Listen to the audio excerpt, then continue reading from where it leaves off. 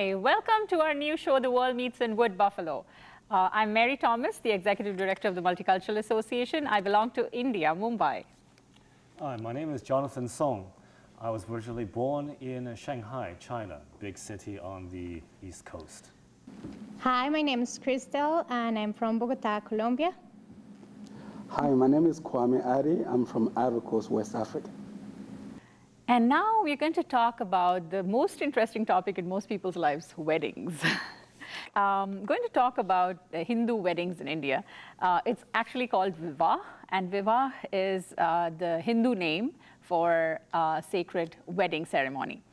It starts with something which is called pitti, and pitti is a mixture of turmeric with rose water and chickpea flour, and it's supposed to be very good for the skin. So the bride and the groom are washed in that. I mean, they apply that a day before the wedding, and both of them get washed in that mixture.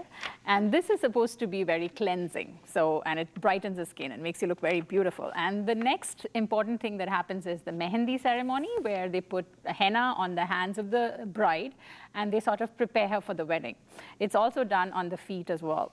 And the Bharat is when the groom's family, they bring the groom into the girl's house, and that the groom is sitting on a horse, and he comes with the whole family, and there is singing and dancing, and it's absolutely crazy, like a jamboree.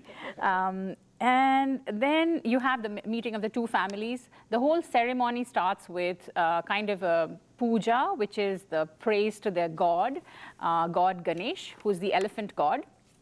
And then you have the Kanyadan. The girl comes into the mandap, which is the area where they start their life. So that's the place where the actual wedding happens. The Jaymala is when the groom puts the garland of flowers onto his wife, and that is the beginning of the ceremony. It just signifies that he's accepting of his bride. The Vivah Havan is when the fire is lit by the priest, and then the bride and the groom have to tie their garments together with a little bit of auspicious stuff in there. And then they walk around this fire 7 times. It signifies, so the first 3 times the woman walks in front, and the next of the 4 times the man walks in front, and so it's like balanced. So, you know, and after this ceremony, the man will put the Mangal Sutra, which is supposed to be the thing that you are now my wife, and he puts a red color powder in her forehead, and that's when she is finally his wife. So that's the whole ceremony. Next, we're going to talk about the Chinese. Right. I will not go into so much detail about the Chinese ceremony itself, but more talk about the general sort of context of marriage in China, and historically how it works, and more or less how it works today.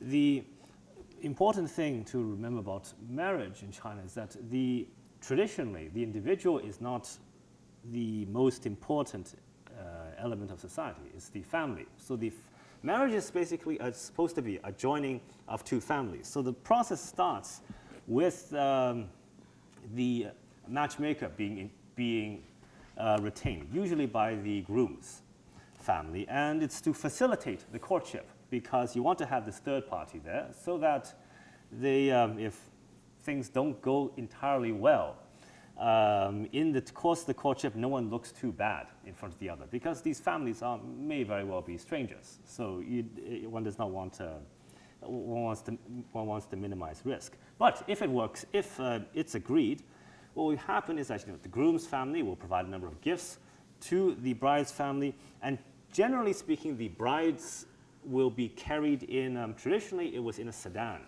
of sorts, like a litter, to the groom's house, and depending on the time period, perhaps the bride might have to show that she is somewhat sad to be leaving her parents' home, because she is moving into the groom's household.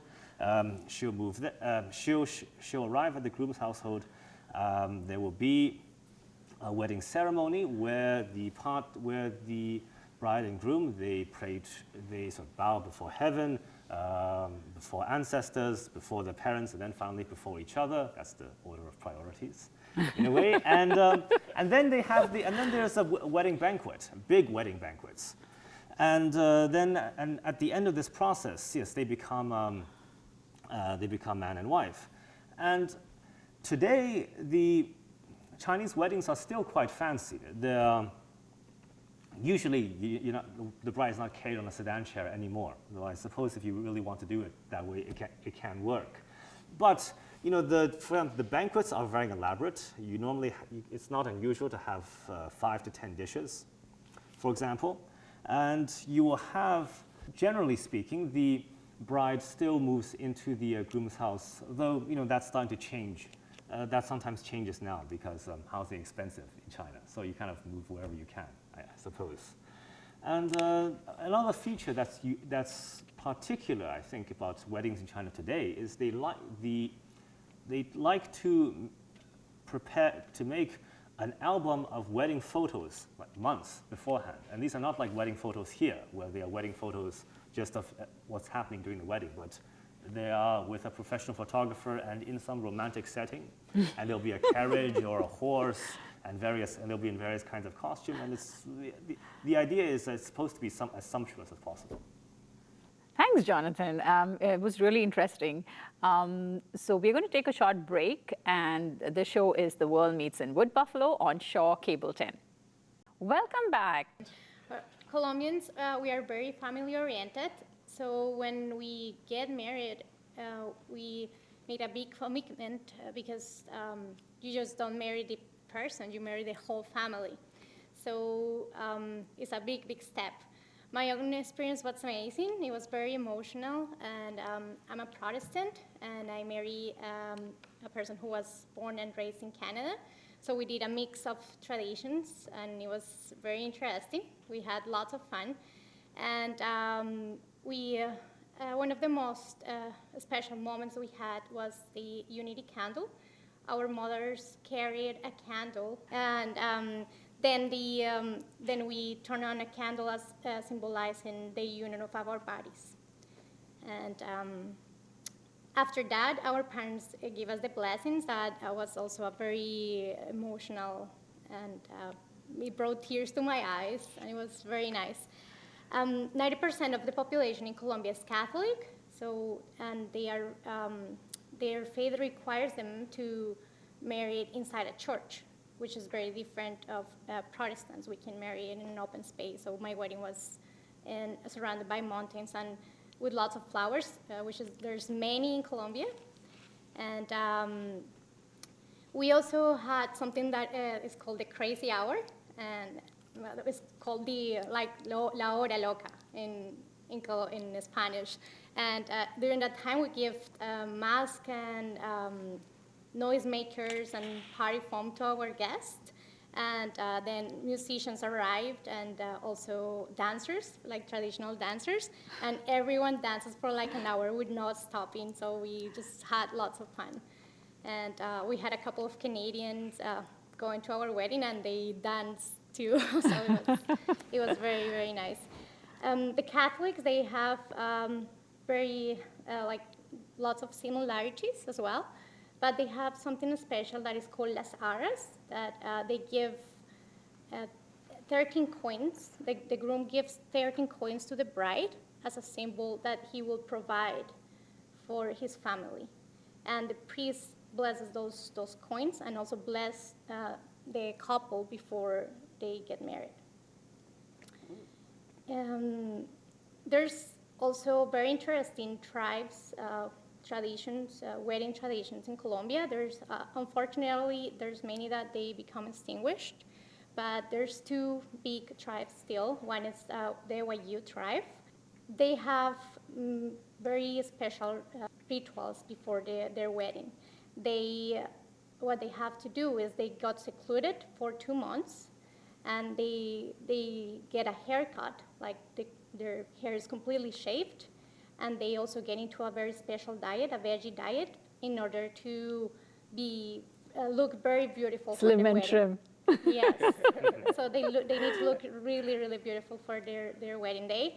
And the fiancé, the potential fiancé, needs to ask for permission to the uncle. And then the uncle says yes or no. And then they can marry the girl.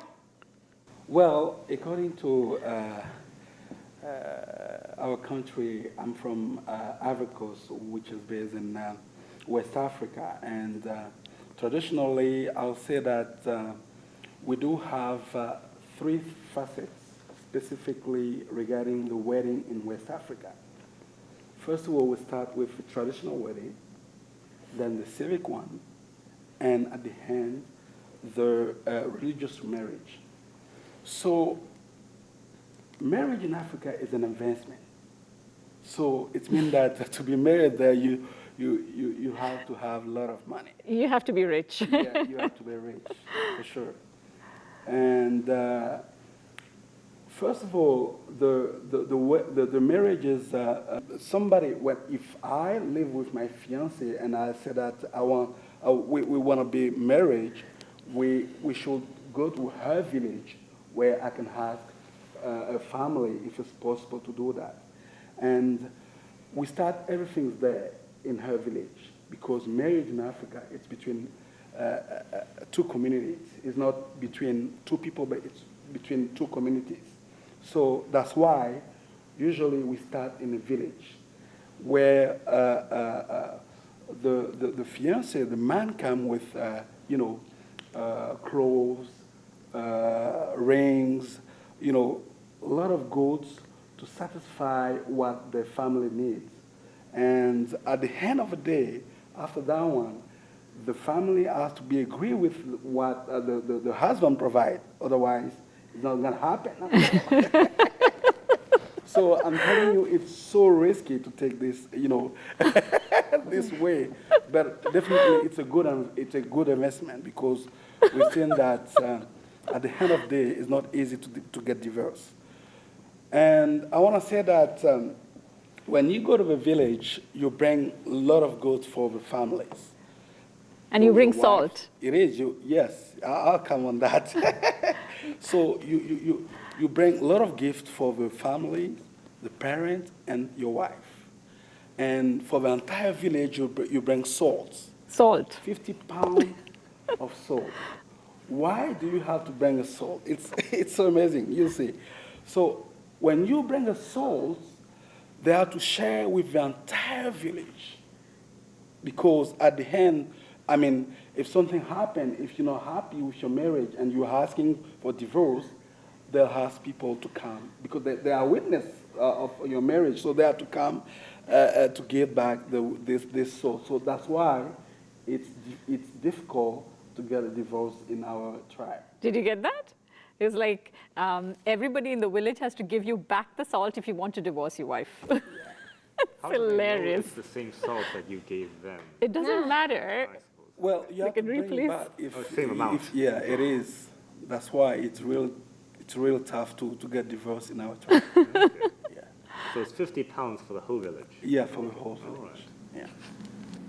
Thank you very much for listening to our wonderful show, The World Meets in Wood Buffalo. And don't you think that this is the last we are seeing you? This is the first show, and we're going to have a part 2 of weddings because there's so many traditions that we have yet to talk about. So stay tuned. This is Shaw. Go Wood Buffalo.